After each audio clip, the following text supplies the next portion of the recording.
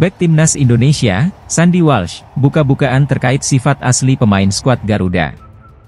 Sandy jadi salah satu pemain yang cukup gampang bergaul dengan pemain timnas. Bahkan, beberapa aksi lucunya saat membela timnas sering mendapatkan sorotan positif dari netizen. Sifatnya yang mudah beradaptasi membuat Sandy banyak dekat dengan pemain lain. Menjalani debut pada 2023, pemain KV Mechelen tersebut cukup antusias saat akan bertugas bersama pasukan Shin Tae-yong. Sandy Walsh diberikan beberapa pertanyaan terkait sifat pemain timnas Indonesia. Terkait Shane Patinama, Sandy memberikan dua gelar berbeda, yakni pemain yang paling jahil dan banyak makan.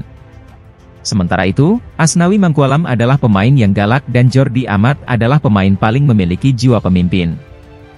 Nathan Choyaon disebut sebagai pemain yang mudah marah. Yang gampang marah Nathan, kata Sandy Walsh. Pemain yang sudah mengoleksi 12 caps di skuad Garuda ini juga bicara tentang sosok yang paling banyak membawa barang saat di timnas. Ivar memiliki banyak barang saat timnas bermain dan selalu dibawa. Termasuk diantaranya adalah PlayStation dan banyak sepatu. Saya pikir diantara Ivar Jenner dan Rafael Struijk. Mungkin Ivar, dia membawa PlayStation dan baju ekstra. Dia bawa banyak sepatu bola, sangat banyak, pungkasnya.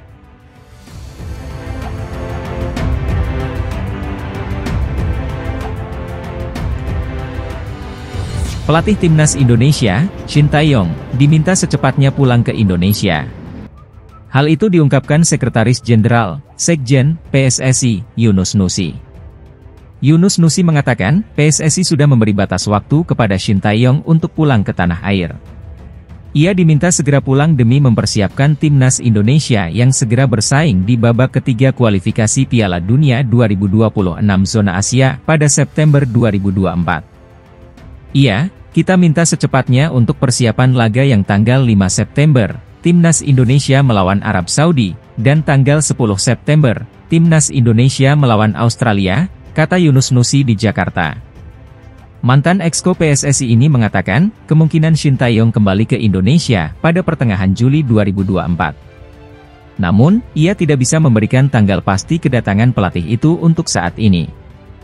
Ia balik ke Indonesia. Perkiraan pertengahan.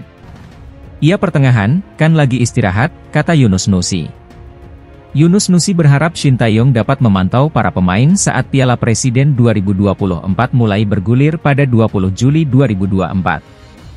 Ajang itu akan diikuti 8 tim Liga 1 2024 hingga 2025. Pada saat Piala Presiden mudah-mudahan sudah ada, sembari melihat lagi anak-anak dia, pemain Timnas Indonesia, latihan, ujar Yunus Nusi.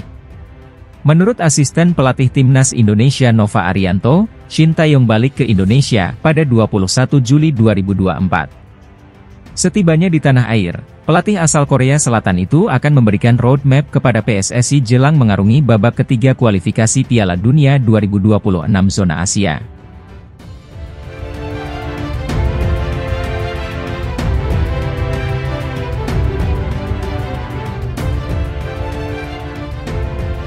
Timnas Indonesia sekarang sudah siap-siap untuk cari pemain naturalisasi baru untuk menghadapi putaran ketiga kualifikasi Piala Dunia 2026 Zona Asia. Pemain naturalisasi baru sudah masuk radar Timnas Indonesia, 2 nama sudah dikantongi. Dan kedua nama tersebut juga memiliki statistik yang hebat sebagai pemain, dan ternyata salah satunya merupakan mesin pencetak gol.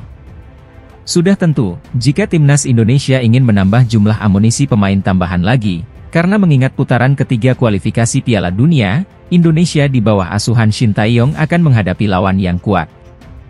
Maka dari itu, opsi penambahan 2 pemain calon naturalisasi ini, bisa menjadi solusi untuk mempertajam komposisi pemain, serta kedalaman skuad Garuda, untuk bertanding pada putaran ketiga. Untuk yang penasaran, kedua nama calon pemain naturalisasi Timnas Indonesia adalah Kevin Dix dan Ula Romeni. Mereka berdua merupakan 2 pemain yang sudah masuk radar Timnas Indonesia. Kevin Dix dirinya merupakan pemain FC Copenhagen di Liga Denmark. Dia merupakan pemain bek tengah, akan tetapi dia juga bisa merangkap untuk menjadi bagian depan seperti striker. Ula Romeni, dia adalah pemain muda yang punya potensi, dia adalah pemain FC Utrecht. Bahkan Ula bisa dijuluki sebagai calon mesin pencetak gol di lini depan buat timnas Indonesia, jika dilihat berdasarkan statistiknya yang bagus. Kedua pemain ini memang benar-benar ingin dipercepat proses naturalisasinya, mengapa? Karena dua pemain ini bisa untuk memperkuat lini tengah dan lini depan timnas Indonesia, yang dibutuhkan pada putaran ketiga. Kita bedah dulu, statistik Kevin Dix. Dirinya merupakan pemain berusia 27 tahun, dan memiliki harga pasar yang tinggi sebesar 69,53 miliar rupiah, bahkan lebih tinggi daripada harga Tom Haye. Statistik Kevin Dix berdasarkan klub yang dilansir dari Transfermarkt, sebanyak total 26 gol, dan 28 assist. Ini semua berdasarkan statistik dari dirinya dengan berbagai klub yang pernah dijalani oleh Kevin Dix. Kini giliran Ula Romeni, pemain muda yang bisa dibilang bertalenta, karena dirinya di usia yang masih muda yaitu 20 tahun. Namun sudah bisa bahkan banyak mencetak gol untuk dirinya sendiri di usia seperti itu, dia merupakan pemain depan, alias striker. Berdasarkan statistik Transfermarkt untuk data klub dari Ula Romeni, dirinya bisa dibilang sebagai mesin pencetak gol. Ula mampu mengemas 39 gol dan 15 assist. Data ini diambil dari berbagai klub yang pernah dibela Ula, dan merupakan total keseluruhan. Setelah dilihat-lihat, maka sangat cocok untuk kedua pemain ini dipercepat naturalisasinya, supaya timnas Indonesia punya kekuatan tambahan di putaran ketiga September mendatang.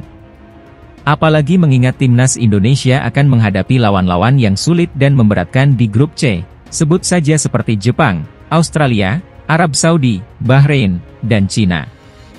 Demikian ulasan artikel berikut ini mengenai dua calon pemain yang akan dinaturalisasi dan sudah siap untuk membela timnas Indonesia, intinya yang penting OTU dulu.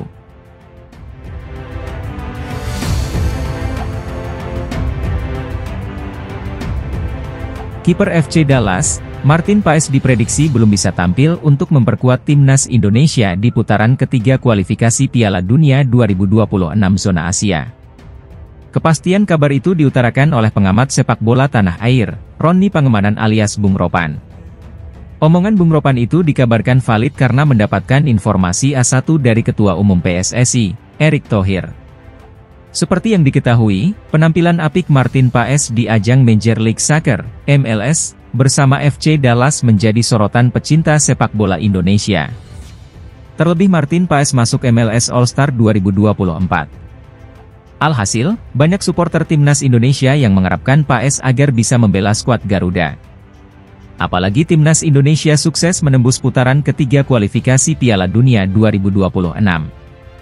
Tergabung di grup C, timnas Indonesia berhadapan dengan lawan yang kuat seperti Jepang, Australia, Arab Saudi, Cina, dan Bahrain.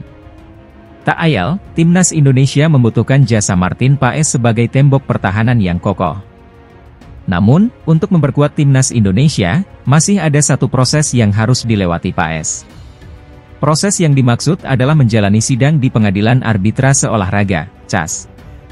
Nahas, hingga bulan Oktober 2024, kasus Martin Paes belum akan disidangkan di CAS. Di sisi lain, Paes sebenarnya sudah mendapatkan paspor, hanya saja masalah CAS yang menjadi penghambatnya.